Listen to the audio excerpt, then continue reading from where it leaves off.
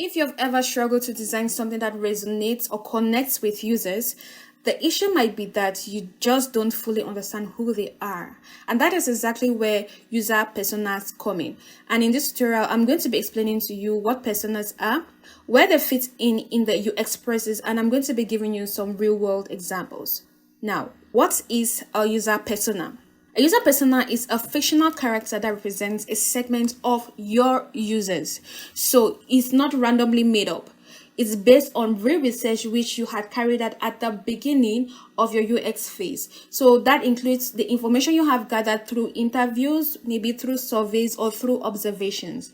And usually, a persona is made up of the name of the person. Remember, it's still a fictional character. So you need to have a fictitious name to represent that segment, a photo, their demographics, their goals, their frustrations, and even a quote that captures their mindset. So since this is a quick tutorial, I will not be going into details, but in the next tutorial, I'll be going into details on goals, frustrations, and the like. Now, the goal is usually to design with a person in mind instead of just designing for anyone.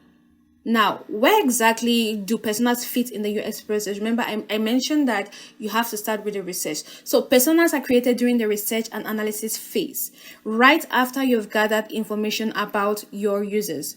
Once you've collected that data, you analyze it, you look for patterns, and then turn those insights into personas. These personas will then guide the design and prototyping phases and even help when selecting participants for usability testing.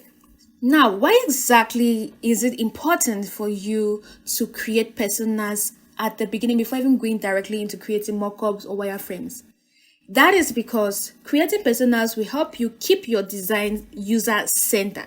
For example, if you're building an e-commerce app, designing, let's say, for a young professional who shops for convenience is very different from designing for a rural shopper who has low internet connectivity. Personas are then going to help you to remember these differences and design better solutions.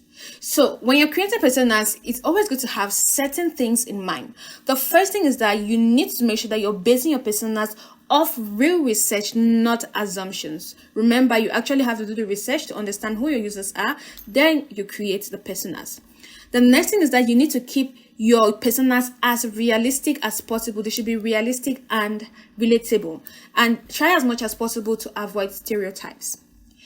Next, you will need to make sure that you add their goals. Why exactly would they want to use the application? Their frustration, that is their pain points, their behaviors, and not just the demographics. You need to be as detailed as possible. Remember, you're trying to create a profile for somebody who would possibly be using that application or software.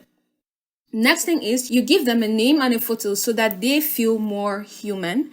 The last thing is to make sure you keep your personas simple enough so that anybody can use it, especially those within your team or stakeholders can use it and understand your personas. Then whoever it is you're going to be sharing these personas with should easily be able to digest and understand who they are. A question that usually comes to mind is you might get confused on how many personas because you have done a lot of research, you have interviewed a lot of people, but you're not sure of exactly how many personas you should create. So in this case, I believe that most projects work well with 2 to 4 personas. Too many and it gets overwhelming. Too few and you miss important user segments. So always focus on key groups that represent the majority of your users. We've come to our real life examples of personas, and I just sampled from different countries, different app ideas, and what the personas could look like. We have one from Cameroon, which is an e-commerce app, who is Sarah. So the user is Sarah. She's 28 years old, digital marketer. That's her professional title, the location, her goals, her frustrations, and quote. Never mind, in the next tutorial, I'm going to be explaining some of these terms before diving into how to create one on Figma. The second one is a fintech savings app. Name is David, 35 years old, motorcycle taxi rider, and he is located in Nairobi. We have the health and fitness app in South Africa. We have the educational app in India. And finally, we have a travel booking app in the USA. So that's just a quick introduction to user personas. Remember, personas come from research. They keep your design user-centered, and you only need a few strong ones to guide your project. If this was helpful, hit like and subscribe for more UX tutorials. Thank you.